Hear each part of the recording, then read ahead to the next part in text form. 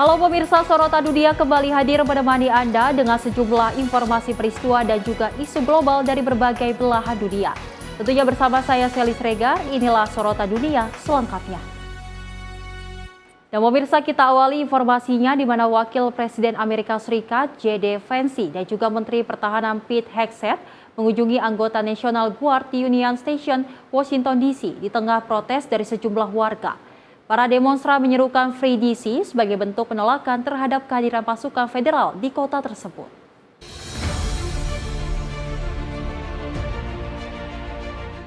Seorang juru bicara demonstran menegaskan bahwa mereka tidak takut dan akan terus menolak intervensi militer, serta meminta pemerintah untuk memfokuskan dana pada kesehatan dan perumahan bukan menambah kekuatan militer. They're afraid, and what they think that they need to do is to clean up crime and to stand for democracy is bringing in tanks and troops as they cut funding for healthcare and for housing.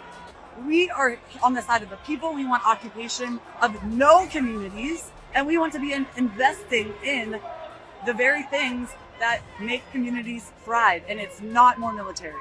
Mereka menyatakan bahwa komunitas harus dilindungi dan investasi untuk berkembang, bukan diduduki pasukan. Demonstran menyebut momen ini sebagai titik kritis sejarah dan mendorong masyarakat untuk bersatu dan menantang tindakan yang mereka anggap otoriter. I feel like we are on the knife's edge of a moment in history. We have the playbook. We have the fascist, tyrannical, wannabe playbook. But we have the opportunity right now because we have the playbook, because we see what's going on, because we know what they're trying to do. We as the American public have a moment to stop this, to stand together, and to resist. This story has not yet been written.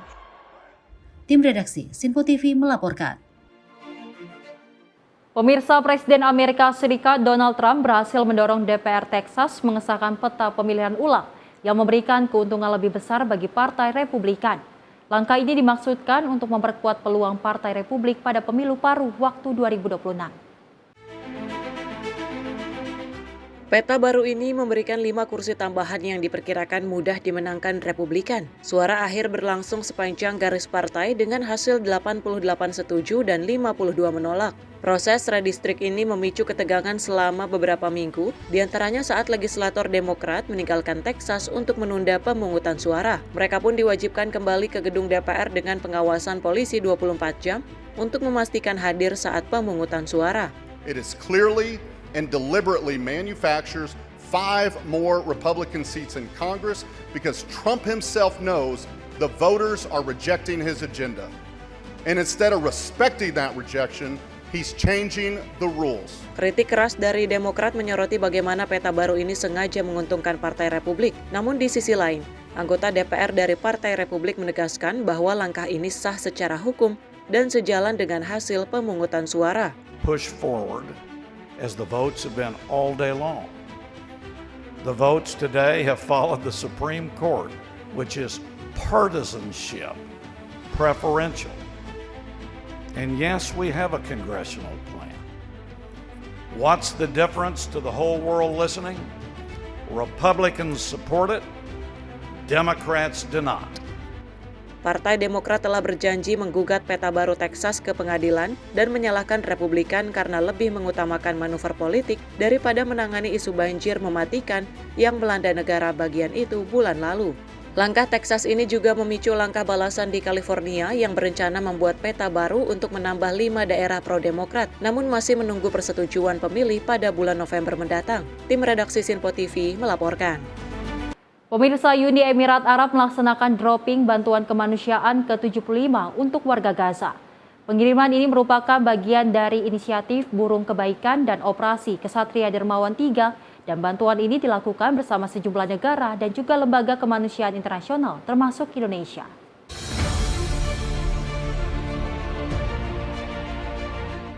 Rekaman video menunjukkan paket bantuan dimuat ke dalam kendaraan dan pesawat Angkatan Udara UEA sebelum diterjunkan ke sejumlah titik di Gaza. Warga terlihat berlari menuju lokasi pendaratan untuk mengambil bantuan. Seorang warga mengungkapkan rasa terima kasihnya kepada UEA dan pihak yang terlibat, seraya berdoa agar Tuhan membalas kebaikan mereka.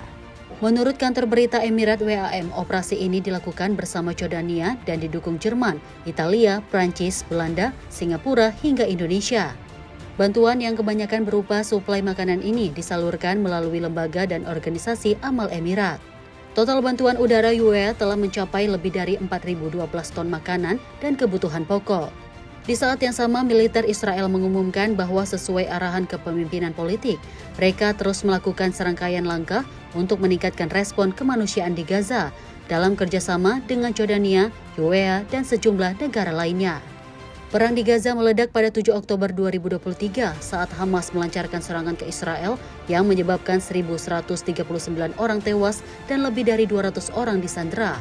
Sebagai balasan, Israel melakukan operasi militer di seluruh Gaza yang hingga kini menyebabkan 62.064 warga Palestina tewas dan 156.573 orang lainnya terluka.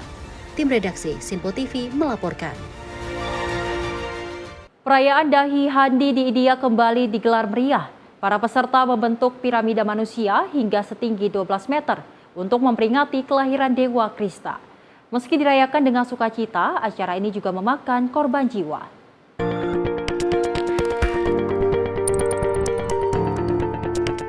Perayaan Dahi Handi merupakan bagian dari festival Janmashtami yang menandai kelahiran Dewa Krishna. Tradisi ini menggambarkan keusilan masa kanak-kanak Krishna saat mencuri mentega atau makan kori. Dalam ritual ini, para pemain membentuk piramida manusia untuk meraih gantungan kendi tanah liat yang berisi dadi atau susu fermentasi. Suasana dimeriahkan dengan nyanyian, tarian, dan sorak-sorai penonton yang memadati lokasi perayaan. Seorang peserta mengungkapkan keberhasilannya menjangkau puncak piramida sebanyak 6 kali, sementara peserta lain menyampaikan bahwa kepercayaan diri menjadi kunci untuk menuntaskan tantangan berbahaya ini.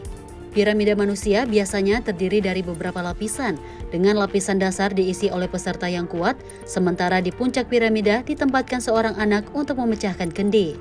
Namun di balik kemeriahan, perayaan di Mumbai juga diwarnai insiden tragis.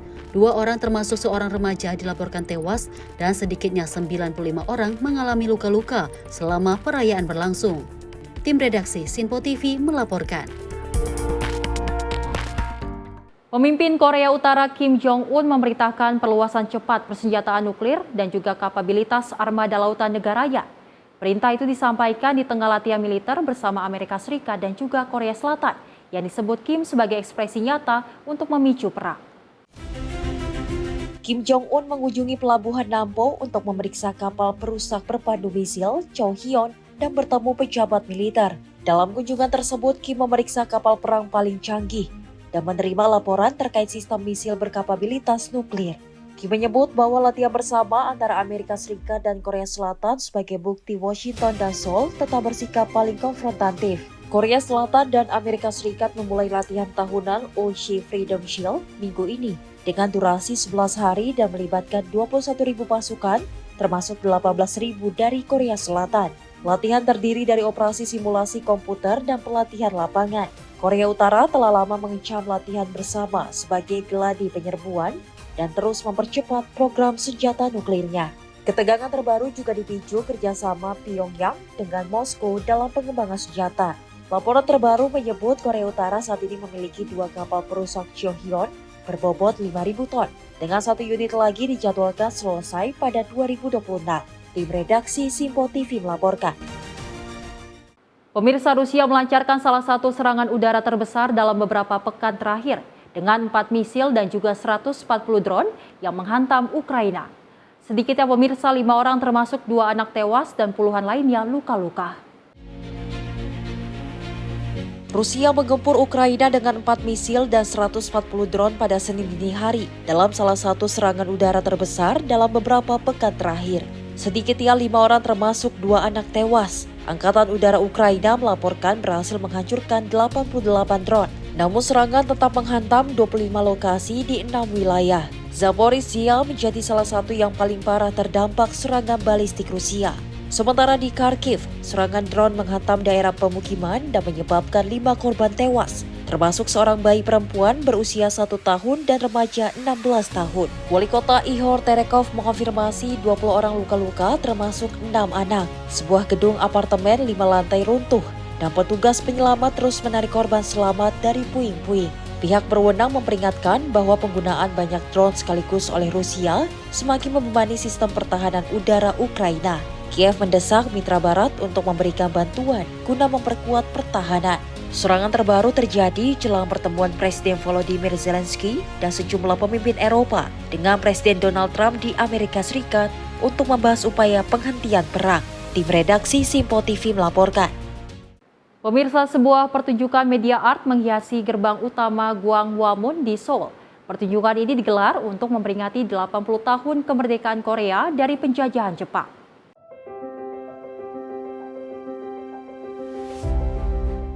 Gwanghwamun yang menjadi gerbang utama istana Gyeongbokgung di Seoul berubah menjadi kanvas sejarah dan cahaya dengan pertunjukan media art skala besar. Pertunjukan ini digelar untuk memperingati 80 tahun kemerdekaan Korea. Rekaman menunjukkan video diproyeksikan di dinding luar Gyeonghwamun sepanjang 80 meter, memetakan perjalanan Korea dari tahun 1945 hingga saat ini. Tulisan patriotik seperti 80 Likes One Unity dan My Pledge on the 80 Liberation Anniversary turut terlihat. Meski hujan turun, puluhan pengunjung tetap menikmati pertunjukan yang menghadirkan perpaduan sejarah dan teknologi. Pengunjung menyebut pertunjukan itu sangat berkualitas dan menceritakan betapa berat perjuangan Korea untuk meraih kemerdekaan. Hujan dan petir justru menambahkan efek dramatis pada pertunjukan yang disebut sebagai karya seni visual yang keren oleh pengunjung. Pertunjukan ini merupakan bagian dari Liberation Week atau Pekan Kebebasan yang dipersembahkan untuk memperingati 80 tahun kemerdekaan Korea dari penjajahan Jepang. Tim redaksi Simpo TV melaporkan. Pemirsa, Gabon merayakan Hari Kemerdekaan ke-65 dengan parade militer megah di Boulevard Tepi Laut Libreville. Perayaan ini menjadi momen pertama di bawah kepemimpinan Presiden Brice Oligui Nguema setelah kudeta militer yang menggulingkan Ali Bongo hampir 2 tahun lalu.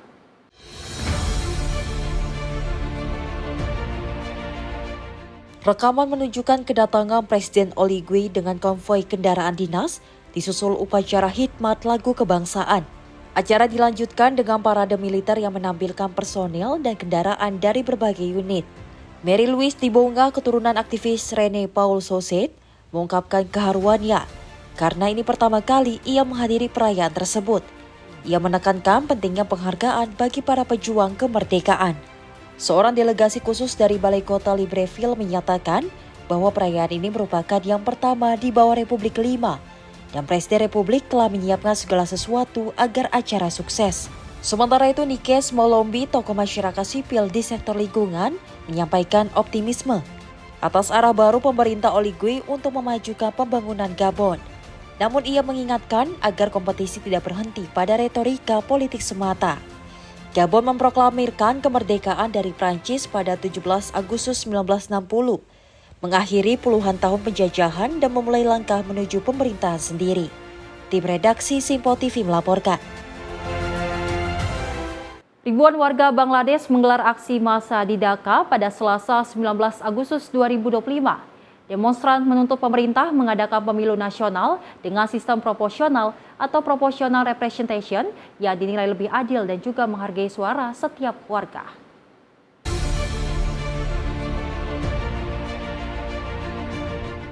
Dalam aksi tersebut, para demonstran mengibarkan bendera Bangladesh dan menyerukan slogan menolak pemilu dengan sistem First Past the Post atau FPTP.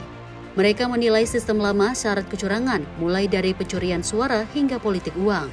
Seorang demonstran Muhammad Jamal mengatakan bahwa sejak kemerdekaan, pemilu di Bangladesh selalu cacat sistem dan menguntungkan penguasa lewat cara-cara kotor.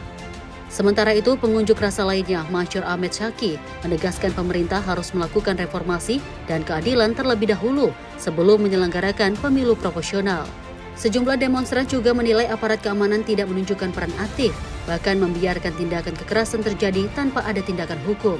Saat ini, Bangladesh masih menggunakan sistem FPTP, di mana caleg dengan suara terbanyak langsung menjadi anggota parlemen.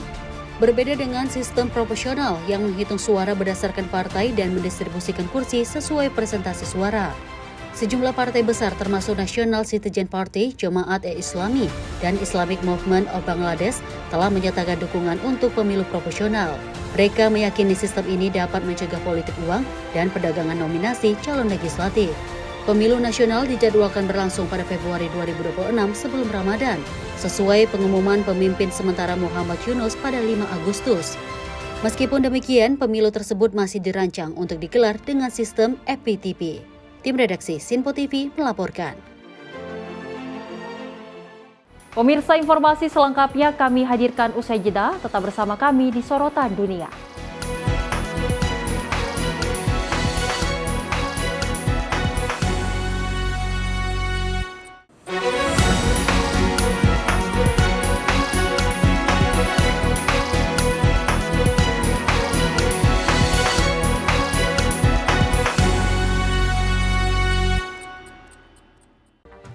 Rangkaian peristiwa penting kami hadirkan untuk menemani sore hari Anda. Regulasi penyiaran yang dinilai peringatan Bastille Day di Play, Pramono menegaskan Pemprov DKI dalam keadaan selamat di atas. Mengabarkan berita yang relevan dengan kondisi hari ini sebagai rujukan informasi menjelang malam tiba. Yang menyelundupkan kokain yang Menteri Pertanian menyampaikan tindak pidana perampokan dan pembunuhan. Lakukan langkah pengawasan secara langsung. Jangan lewatkan dalam menyapa Indonesia Petang setiap hari hanya di Sinpo TV.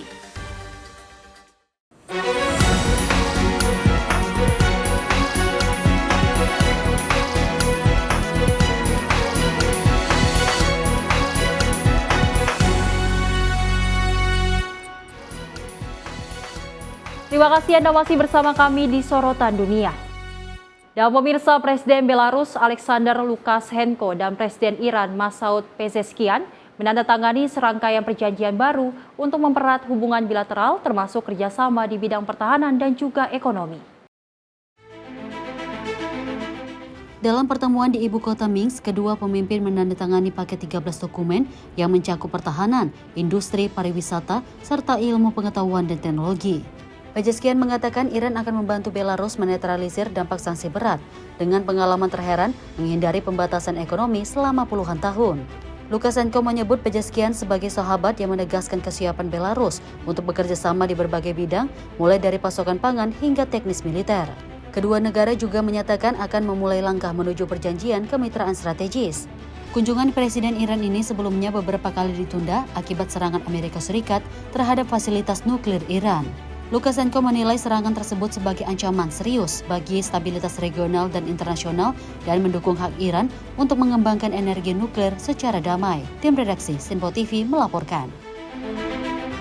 Pemirsa, ribuan demonstran anti pemerintah kembali turun ke jalan di Serbia, namun aksi yang semula damai berujung bentrok saat pasukan pengendali massa turun membubarkan kerumunan di pusat ibu kota Bogor. Aksi unjuk rasa terjadi di Beograd pada Senin 18 Agustus 2025.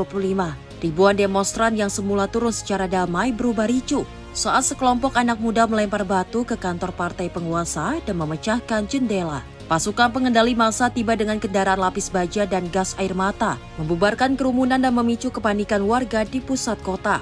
Kemarahan demonstran juga terlihat di sejumlah kota lain, termasuk di Serbia Barat, di mana mereka membakar kantor Partai Progresif Serbia yang dipimpin Vučić. Bentrokan terjadi setelah beberapa hari terakhir terdapat ketegangan antara demonstran, polisi, dan loyalis pemerintah.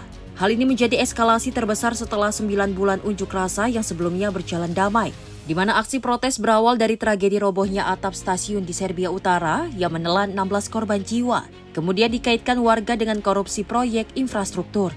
Di tengah konflik ini, Serbia masih berusaha mengejar keanggotaan Uni Eropa, sekaligus juga menjaga hubungan erat dengan Rusia dan Cina. Tim redaksi Sinpo TV melaporkan. Pemirsa, operasi bantuan udara kembali digelar di jalur Gaza ketika konflik di wilayah tersebut belum menunjukkan tanda mereda. Melalui inisiatif kemanusiaan yang dipimpin Uni Emirat Arab bersama Yordania dan sejumlah negara Eropa, ratusan paket bantuan dijatuhkan dari udara untuk menjangkau warga yang terkepung.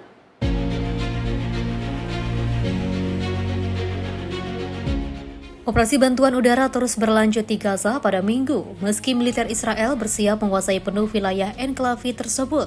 Rekaman video menunjukkan sebuah pesawat kargo militer menjatuhkan paket-paket bantuan di sejumlah wilayah Gaza yang terkepung. Inisiatif bantuan ini disebut Burung Kebaikan, bagian dari operasi Shival Rose Night 3, yang juga dipimpin Uni Emirat Arab bersama Yordania, serta didukung Jerman, Italia, Belgia, Prancis, dan Singapura.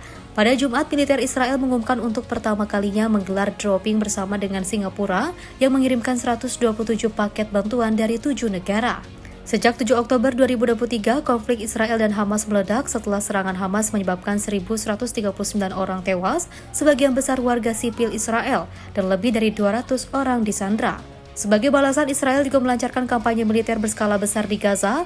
Menurut Kementerian Kesehatan Gaza, hingga saat ini sebanyak 61.944 orang Palestina dilaporkan tewas dan 155.886 orang menderita luka-luka. Tim redaksi Simpo TV melaporkan.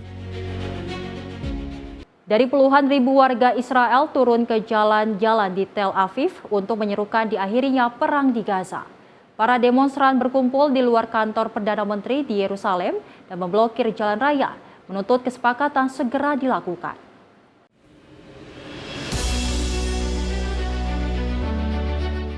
Ribuan warga Israel di seluruh Israel turun ke jalan, memprotes rencana pemerintah Israel untuk memperluas operasi militer di jalur Gaza.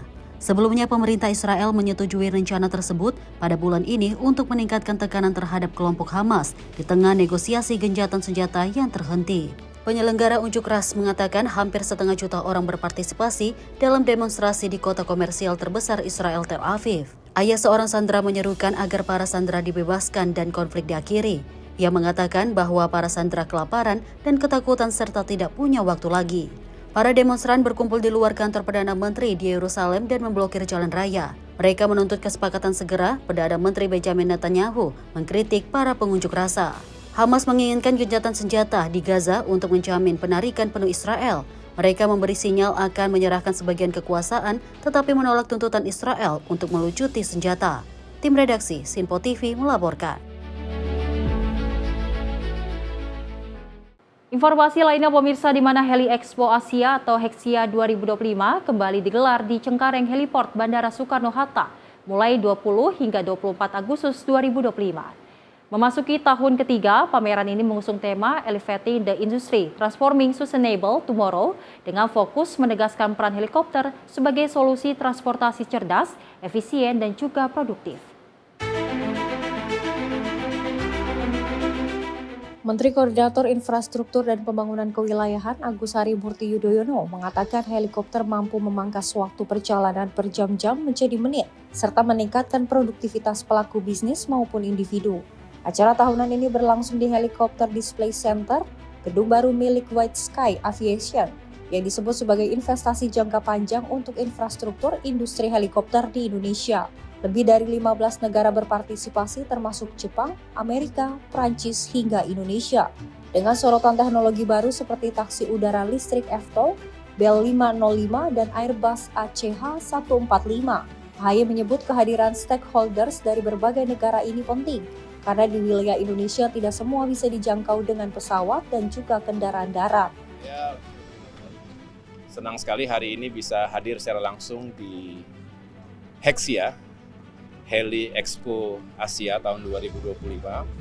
Sekaligus tadi kita sama-sama meresmikan heliport di Cengkareng ini.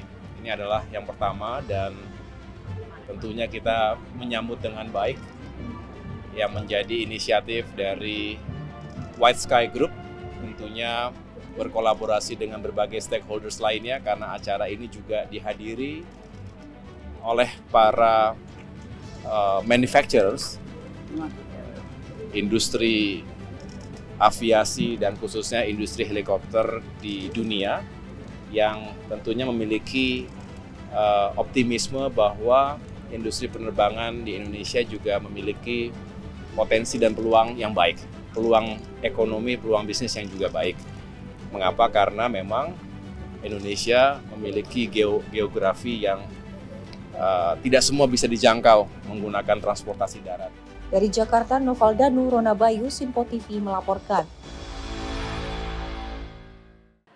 Dari Presiden Ukraina Volodymyr Zelensky membawa sejumlah pemimpin Eropa untuk bertemu Presiden Donald Trump di Gedung Putih, dan langkah ini dipandang sebagai upaya menunjukkan solidaritas melawan Rusia.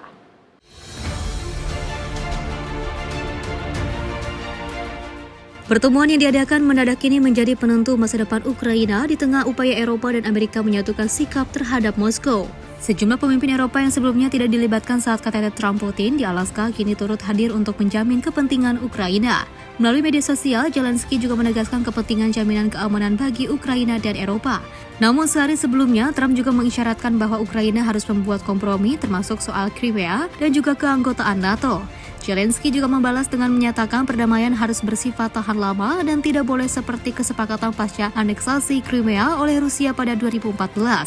Zelensky juga yakin bersama Amerika dan Eropa, Ukraina dapat memaksa Rusia menuju perdamaian yang sejati. Kehadiran para pemimpin Eropa ini juga dipandang sebagai ujian bagi hubungan transatlantik setelah Uni Eropa dan Inggris menerima kebijakan tarif Trump demi mempertahankan dukungannya terhadap Ukraina. Langkah ini menunjukkan bahwa kepentingan perdamaian di Ukraina tak hanya menjadi isu regional, melainkan juga taruhan bagi stabilitas global. Tim redaksi Sipo TV melaporkan. Para pemimpin Eropa tiba di Gedung Putih untuk menunjukkan dukungan kepada Presiden Ukraina Volodymyr Zelensky menjelang pertemuan dengan Presiden Amerika Serikat Donald Trump untuk mendorong jaminan keamanan yang kuat dalam setiap penyelesaian pasca perang.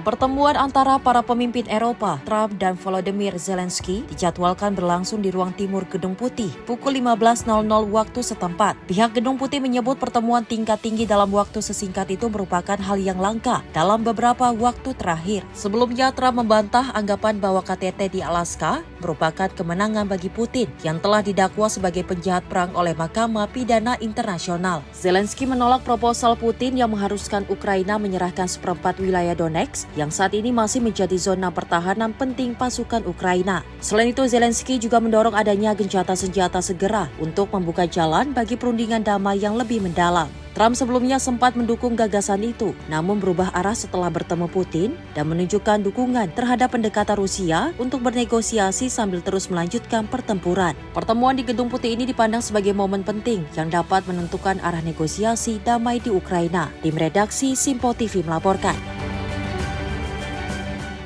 Pemirsa, Presiden Amerika Serikat Donald Trump membuka peluang pertemuan tiga pihak bersama Ukraina dan juga Rusia. Langkah ini pemirsa diharapkan bisa mengakhiri konflik dan juga menyelamatkan banyak nyawa.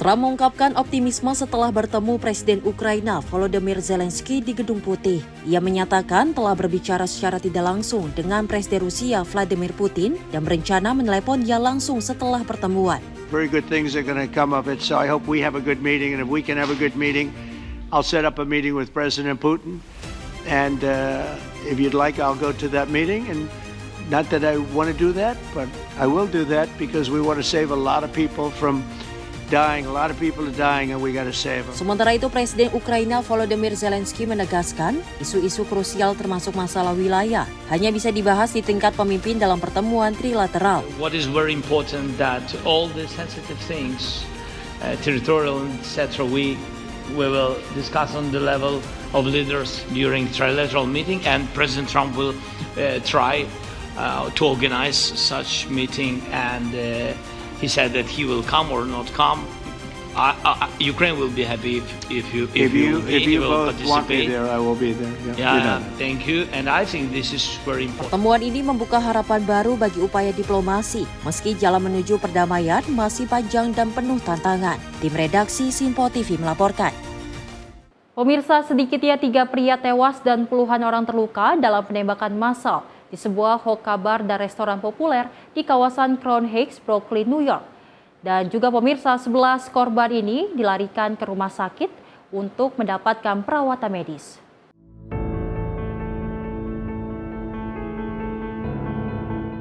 Rekaman memperlihatkan pasukan polisi dalam jumlah besar berada di lokasi sesaat setelah insiden terjadi. Laporan menyebutkan penembakan terjadi beberapa saat sebelum pukul 3:30 waktu setempat. 8 pria dan 3 wanita dilaporkan dirawat di rumah sakit dengan luka yang tidak mengancam jiwa.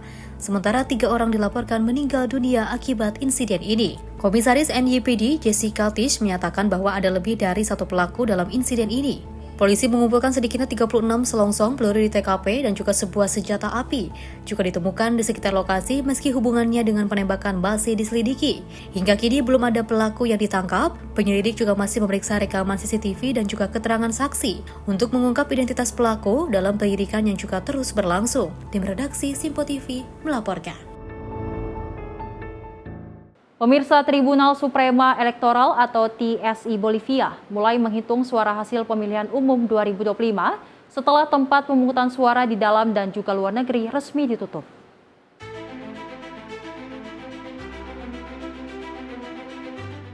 Rekaman memperlihatkan petugas TSE bekerja di markas besar di El Apes menghitung suara dari warga Bolivia di berbagai negara. Menurut TSE, tempat pemungutan suara di Inggris, Belgia, Jepang, dan Belanda telah ditutup pada pukul 14.00 waktu setempat. Di Spanyol, pemilihan telah mencapai 45%, sementara Italia melaporkan 80% partisipasi. Adapun warga Bolivia di kawasan Amerika Latin dijadwalkan menyelesaikan pemungutan suara mulai pukul 16.00. Di dalam negeri, sebanyak 80% TPS telah dibuka sejak pukul 8 waktu setempat dan ditutup setelah 8 jam operasi sesuai Undang-Undang Pemilu Bolivia. Ketua TSE Oscar Hasentufel juga menyebutkan hari pemilu berlangsung tenang, baik di dalam maupun di luar negeri. Pemilihan umum 2025 Bolivia akan menentukan presiden, wakil presiden, serta anggota majelis legislatif plurinasional. Sejumlah kandidat telah masuk dalam pertarungan, diantaranya pengusaha Samuel Doria Medina dari Unity Block, mantan Presiden George Tuto Quiroga, Wali Kota Cochabamba, Manfred Reis Villa, dan Senator Rodrigo Pes Pereira, Ketua Senat Andrónico Rodriguez, dan kandidat Partai MAS Eduardo del Castillo. Jika tidak ada kandidat yang juga memenangkan putaran pertama, pemilu akan dilanjutkan ke putaran kedua pada 19 Oktober mendatang. Tim redaksi Simpo TV melaporkan. Pemirsa, informasi lainnya kami hadirkan usai jeda, tetap bersama kami di Sorotan Dunia.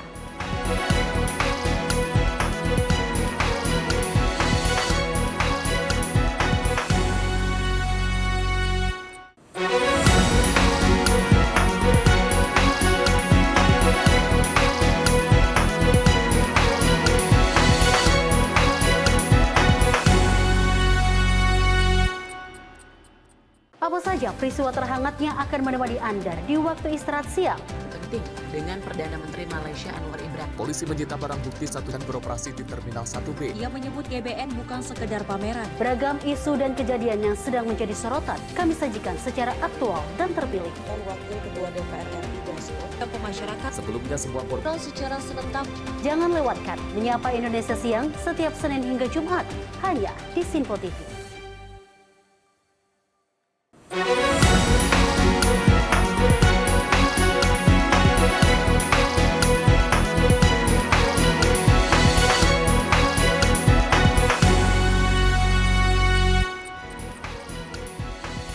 Terima kasih pemirsa, Anda masih menyaksikan Sorotan Dunia. Di mana sebuah kebakaran terjadi di kapal perang AS USS New Orleans di perairan dekat Okinawa, Jepang pada Rabu 20 Agustus 2025. 2 ABK dilaporkan mengalami luka ringan, sementara api sudah berhasil dipadamkan.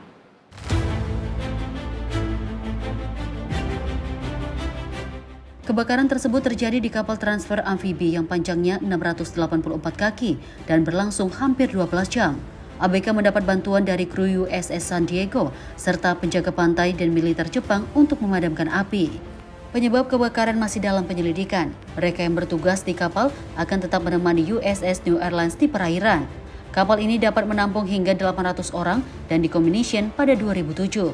Kebakaran ini mengembalikan ingatan terhadap insiden USS Bonhomme Richard di San Diego pada Juli 2020 yang terbakar selama 5 hari. Seorang ABK dituduh memulai kebakaran namun akhirnya dibebaskan. Laporan Angkatan Laut menyimpulkan terdapat kegagalan besar oleh komandan dan kru dan kapal tersebut dibuang karena rusak berat. Tim redaksi Simpo TV melaporkan. Pemirsa, bintang NBA Stephen Curry memulai tur Cinanya dengan sambutan spektakuler di kota Chongqing. Ribuan penggemar tumpah ruah di jalanan untuk menyambut kehadiran sang juara 4 kali NBA.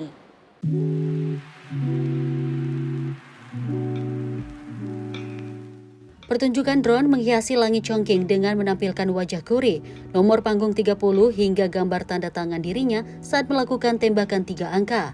Ribuan penggemar bersorak antusias menyaksikan atraksi tersebut. Tur ini merupakan pembukaan dari Curry Brand China Tour selama 3 hari yang akan menyuguhkan CurryCon Fan Convention pertama di dunia. Serta debut Asia dari Curry Camp, program latihan basket yang dipandu langsung oleh Curry. Seorang penggemar mengungkapkan kebahagiaannya dengan menyatakan dirinya merasa terhormat bisa menyaksikan Curry dan pertunjukan drone dari dekat. Penggemar lain juga menilai pertunjukan tersebut sangat fantastis dan tak terlupakan. Tur Dunia Kuri 2025 akan berlanjut ke sejumlah kota di Asia dan Amerika Serikat dengan menghadirkan pameran, klinik basket, dan acara khusus penggemar. Sejak meluncurkan mereknya pada 2014, Kuri telah membangun basis penggemar yang besar di Cina. Tim redaksi Sinpo TV melaporkan. Kota Davao di Filipina berubah menjadi panggung tarian musik dan ungkapan syukur melalui Festival Kadayawan. Ribuan orang memadati kota untuk menyaksikan pertunjukan warna-warni dari suku asli hingga atraksi budaya yang menunjukkan kekayaan alam dan keberagaman budaya Davao.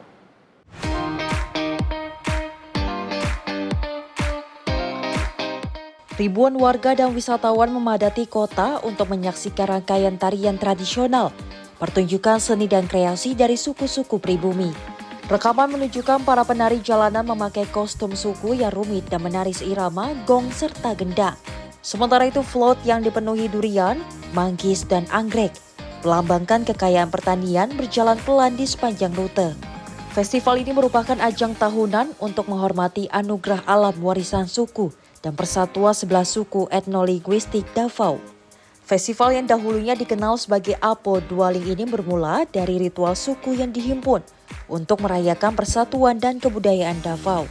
Festival yang berlangsung pada pertengahan Agustus hingga pertengahan September ini menghidupkan suasana kota dengan pasar jalanan dan parade. Acara ini menarik turis dari berbagai belahan dunia. Festival Kadayawan sendiri dinamai oleh mantan wali kota dan Presiden Filipina, Rodrigo Duterte pada tahun 1988. Festival ini menghormati ikon Davao yaitu Gunung Apo, buah durian, dan bunga waling-wali. Tim redaksi Sinpo TV melaporkan. Pemirsa, hubungan antara India dan Cina mulai menemui titik terang setelah 5 tahun dilanda ketegangan di perbatasan Himalaya. Ketegangan memuncak sejak 2020 ketika bentrokan mematikan terjadi antara pasukan keamanan kedua negara yang menyebabkan 20 tentara India dan 4 tentara Cina tewas. Insiden tersebut membukukan hubungan politik tingkat tinggi antara dua raksasa Asia. Dalam pertemuannya di New Delhi, Menlu India Subrahmanyam Jaishankar menyerukan pentingnya deeskalasi untuk mendorong hubungan bilateral ke arah positif. Jaishankar menegaskan kedua negara harus membangun kerjasama berdasarkan saling menghormati dan kepentingan bersama demi mencegah perbedaan menjadi sumber konflik. This requires a candid and constructive approach from both sides. In that endeavor, we must be guided by the three mutuals: mutual respect, mutual sensitivity, and mutual interest. Differences must not become disputes, nor competition conflict. Sementara itu, Menlu Cina Wang Yi menyebut situasi perbatasan kini relatif tenang dan pihaknya telah mengizinkan peziarah India berkunjung ke beberapa lokasi suci di Tibet. Wang dijadwalkan juga akan bertemu Perdana Menteri Narendra Modi serta penasehat keamanan nasional Ajit Doval dengan pengurangan pasukan di perbatasan sebagai salah satu agenda. Kunjungan Wang berlangsung di tengah memanasnya hubungan India dan Amerika Serikat setelah Presiden Donald Trump mengenakan tarif 50% untuk produk India, termasuk denda atas pembelian minyak mentah Rusia. Perkembangan dari pertemuan ini dipandang sebagai langkah awal menuju pemulihan hubungan India-Cina yang lama membeku. Tim redaksi Sinpo TV melaporkan. Pemerintah Spanyol mengerahkan 500 tentara tambahan untuk membantu memadamkan kebakaran hutan di tengah gelombang panas ekstrim yang melanda wilayah Eropa.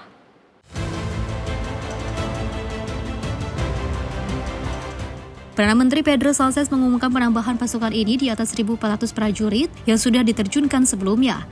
Fokus utama penanganan adalah di wilayah Galicia yang saat ini menghadapi 12 titik api besar dekat kota Orense. Otoritas setempat menegaskan sejumlah rumah masih terancam sehingga dilakukan evakuasi dan penguncian wilayah.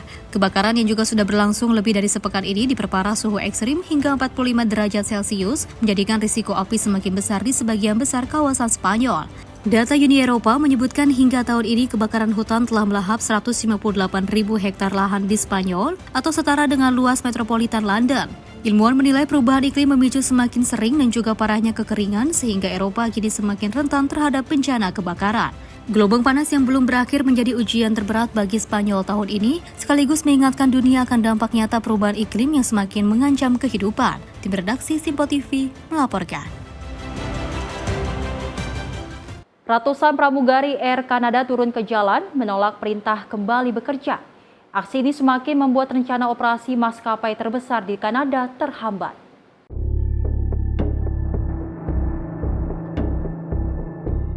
Anggota Serikat Pekerja Pramugari memenuhi area departure Bandara Pearson, Toronto. Mereka menyerukan penolakan terhadap perintah Dewan Hubungan Industrial Kanada yang juga menginstruksikan kembali bekerja. Dalam aksi tersebut, Presiden Nasional Mark Hancock merobek salinan surat perintah dan juga menegaskan anggotanya tidak akan kembali bekerja. Akibatnya sekitar 130.000 penumpang terdampak saat liburan musim panas sedang ramai. Air Canada juga menyatakan penerbangan baru akan dilanjutkan pada Senin malam.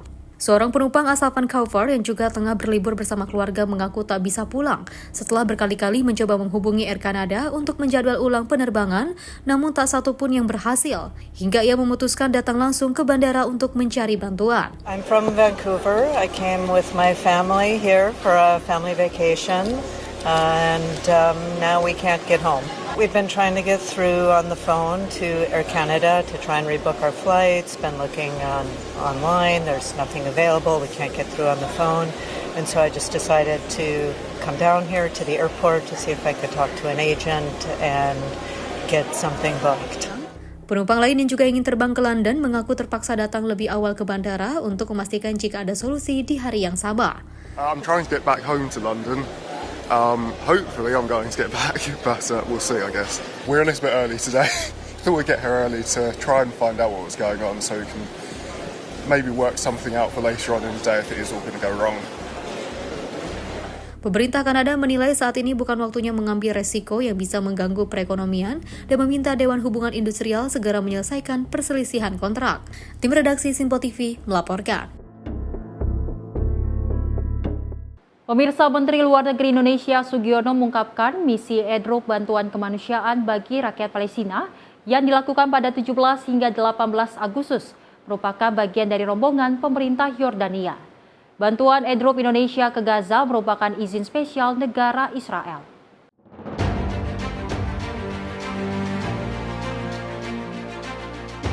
Menlu Sugiono menegaskan mekanisme penyaluran ini dilakukan usai dilengkapinya administrasi pendaftaran sebagai salah satu negara anggota Solidarity Path Operation 2 yang dipimpin Royal Jordanian Air Force dengan beranggotakan 12 negara termasuk salah satunya Indonesia.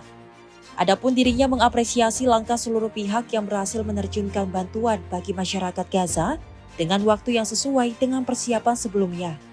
Diketahui jumlah bantuan kemanusiaan yang diterjunkan sebanyak 10,3 ton melalui 2 pesawat C-130J milik TNI Angkatan Udara Indonesia serta bertepatan hari ulang tahun ke-80 tahun.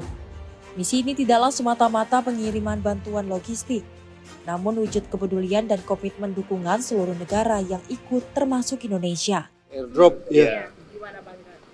Udah kan kemarin kan saya juga bilang bahwa kita diundang oleh Jordan dan UAE sebenarnya untuk bersama-sama mendaftarkan, bukan waktu itu untuk mendaftarkan diri sebagai bagian dari negara yang ikut airdrop.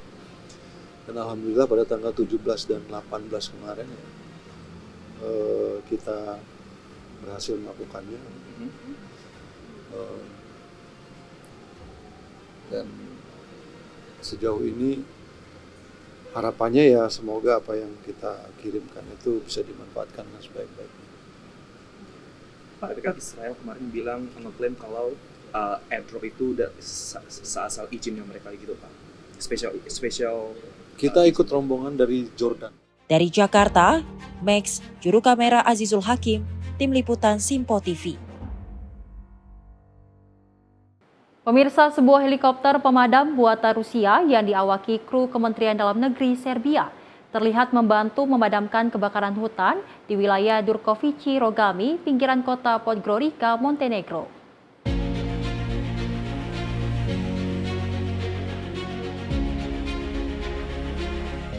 Helikopter jenis Kamov milik Serbia yang diundang pemerintah Montenegro untuk bergabung dalam upaya penanggulangan kebakaran, terbang mengambil air, lalu membawanya ke lokasi api dan menumpahkannya di atas sumber kebakaran. Kementerian Dalam Negeri Serbia menyatakan helikopter tersebut telah beroperasi sejak pagi hari dan telah menumpahkan 248 ton air untuk memadamkan api. Dalam pesan resmi, kementerian menegaskan selalu siap membantu karena solidaritas tak mengenal batas. Kebakaran hutan di sepanjang pantai Adriatik Montenegro telah memasuki hari kedua pada Selasa 12 Agustus 2025.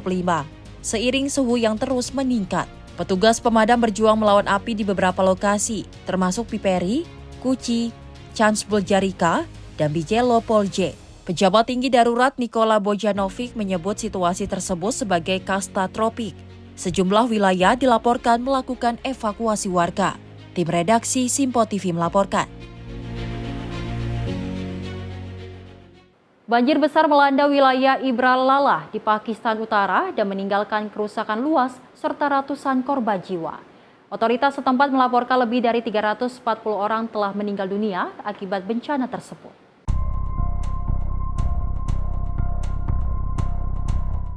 Banjir besar telah menyapu wilayah Ibralala di Pakistan Utara dan meninggalkan kerusakan luas serta sedikitnya 340 korban meninggal dunia. Rekaman pada Sabtu menunjukkan rumah-rumah hancur jadi puing atau sebagian ambruk, sementara warga terpaksa menyeberangi genangan dengan menggunakan papan kayu sebagai jembatan darurat. Otoritas Manajemen Bencana Nasional Pakistan melaporkan pada Sabtu, jumlah korban meninggal akibat banjir meningkat menjadi 344 orang. Dengan mayoritas korban berada di Provinsi Khyber Pakhtunkhwa yang terdiri dari 36 distrik termasuk Buner. Sebelumnya jumlah korban dilaporkan 320 orang. Departemen Meteorologi memperingatkan akan terjadinya hujan lebat lanjutan di wilayah barat laut dan mengimbau warga untuk menghindari keberadaan yang tidak perlu di daerah rawan. Setiap tahun Pakistan dilanda hujan monsun intens antara Juli hingga September yang sering menyebabkan kerugian jiwa dan harta. Komunitas pedesaan dan juga pegunungan merupakan yang paling rentan akibat kepadatan dan buruknya infrastruktur dan drainase.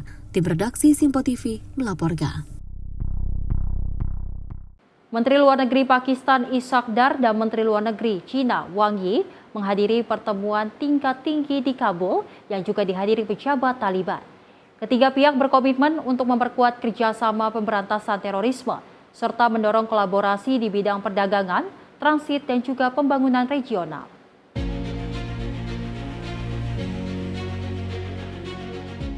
Dalam pernyataan resmi Kementerian Luar Negeri Pakistan, disebutkan forum diplomasi tersebut juga menegaskan kembali kesepakatan untuk memperluas koridor ekonomi Cina-Pakistan ke Afghanistan. Koridor ekonomi ini selama ini menghubungkan wilayah Xinjiang di Cina Barat dengan pelabuhan Gwardar di Laut Arab. Otoritas Pakistan berharap proyek ini akan menarik investasi Cina untuk membantu memulihkan ekonomi yang terpuruk. Perluasan ke arah Afghanistan juga diharapkan dapat meningkatkan perdagangan dengan negara-negara Asia Tengah. Pertemuan di Kabul ini berselang lebih 1 bulan setelah Rusia menjadi negara pertama yang secara resmi mengakui pemerintah Taliban. Meski belum ada negara lain yang memberikan pengakuan resmi, Taliban telah menjalin pembicaraan tingkat tinggi dengan sejumlah negara, termasuk Cina dan Uni Emirat Arab. Tim redaksi Simpo TV melaporkan.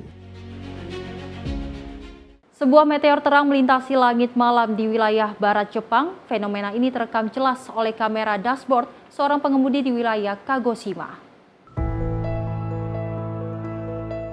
Cahaya terang menyilau di langit Jepang membuat malam seolah berubah menjadi siang hanya dalam hitungan detik. Fenomena ini terjadi akibat gesekan hebat saat meteor memasuki atmosfer, menurunkan kecepatannya secara drastis dan menghasilkan kilau putih yang terang.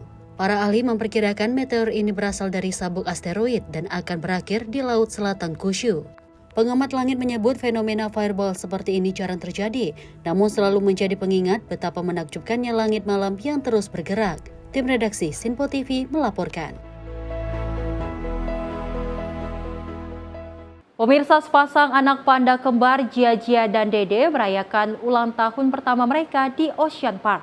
Perayaan ulang tahun panda yang pertama kali lahir di Hong Kong ini tak hanya digelar di dalam taman hiburan, namun juga meluas ke seantero kota dengan nuansa panda yang meriah.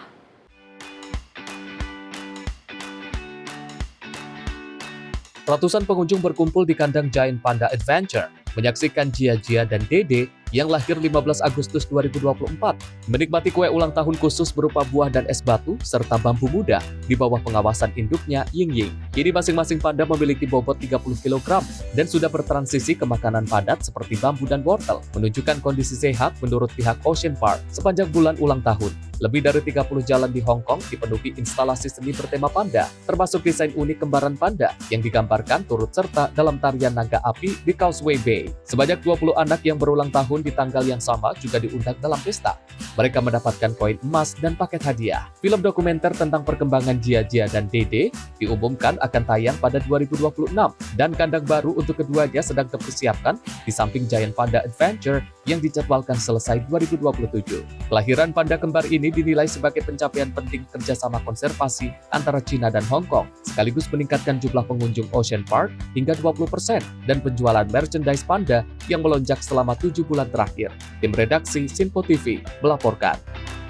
Pemirsa, ajang International World Humanoid Robot Games pertama resmi berakhir di National Speed Skating Oval Beijing. Perhelatan ini menjadi tonggak penting dalam dunia robotika kompetitif.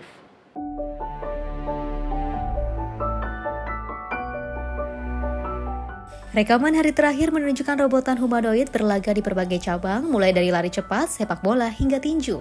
Pada upacara penutupan, sebanyak 26 juara diumumkan dari berbagai kategori. Robot Tiangong dari China memenangkan lari 100 meter dengan catatan waktu 21,50 detik. Sementara tim Vulkan dari Universitas Tsinghua mengalahkan Jerman 1-0 untuk merebut gelar juara sepak bola 5 lawan 5. Rekaman upacara penutupan juga menunjukkan perangkat Intelligent Core yang juga turun perlahan di atas panggung menandai berakhirnya ajang ini. Menurut panitia, World Humanoid Robot Games 2025 menghadirkan lebih dari 300 tim dari 10 negara dan wilayah dengan lebih dari 500 robot humanoid berkompetisi dalam 26 nomor pertandingan dan 487 laga. Cabang yang dipertandingkan meliputi atletik, sepak bola, bela diri, senam, skenario industri, simulasi medis, hingga tantangan hospitality. Sejumlah perusahaan robotika terbesar di China termasuk Unitree, Booster, Xiaomi, Xpeng, dan Agibot turut memperkenalkan model robot humanoid mereka dalam acara ini. World Humanoid Robot Games 2025 merupakan bagian dari rangkaian World Robot Conference yang juga digelar di Beijing awal bulan ini dengan menghadirkan lebih dari 200 peserta pameran dan 30 pakar internasional. Penyelenggara mengumumkan edisi kedua World Humanoid Robot Games akan kembali digelar di Beijing pada Agustus 2026. Tim redaksi Sinpo TV melaporkan. Pemirsa, badai Erin kembali mengganas. Badai kategori 4 ini diperkirakan akan memicu gelombang tinggi dan arus berbahaya di sepanjang pantai timur Amerika Serikat.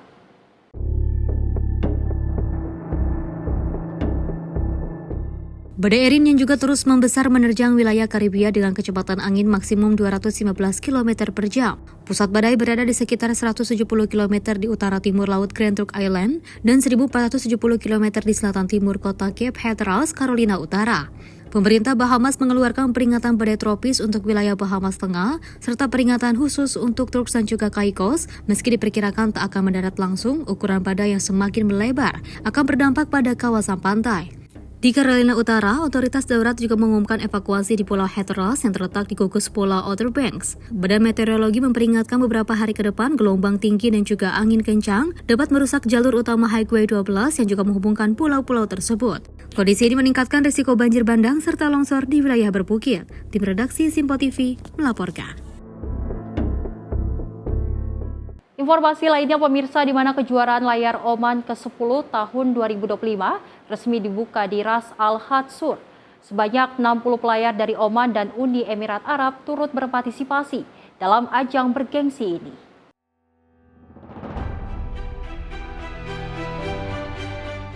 Kejuaraan layar Oman ke-10 tahun 2025 yang diselenggarakan oleh Oman Sail resmi dimulai di Ras Al Khatsur pada Selasa. Ajang ini mempersatukan 60 pelayar dari Oman dan Uni Emirat Arab. Rekaman gambar menunjukkan perahu para peserta dan perahu penyelamat berlayar di lautan saat lomba dimulai. Suasana juga terlihat saat para peserta melakukan persiapan jelang start. Seorang peserta asal Oman mengungkapkan bahwa kompetisi ini tidak akan mudah. Setiap pelayar harus mengandalkan pengalaman kebugaran dan konsentrasi selama balapan. Dalam pernyataan resmi, penjabat Direktur Jenderal Sailing Oman Sail Abdulaziz bin Salem Al-Saidi menegaskan bahwa kejuaraan ini menjadi ajang bergengsi di kalender olahraga tahunan. Ia juga menyambut baik partisipasi pelayar muda dari Uni Emirat Arab dan menekankan pentingnya memberikan kesempatan kepada generasi penerus untuk menunjukkan kemampuan mereka. Kejuaraan yang berlangsung selama 4 hari ini terdiri atas berbagai kelas lomba seperti Optimis, ELC F4, ELC S6, ELC S7, dan 90 years. Para peserta akan menghadapi kondisi maritim yang menantang sebagai ujian keterampilan dan ketahanan. Di sisi lain, kejuaraan ini juga menghidupkan kembali warisan maritim yang kaya di wilayah Sur dan Ras Al Had, daerah yang secara historis terkenal dengan tradisi pembuatan kapal. Tim redaksi Sinpo TV melaporkan.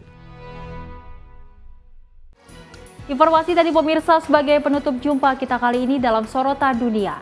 Dan saya Selis Regar mewakili kru yang bertugas pamit undur diri.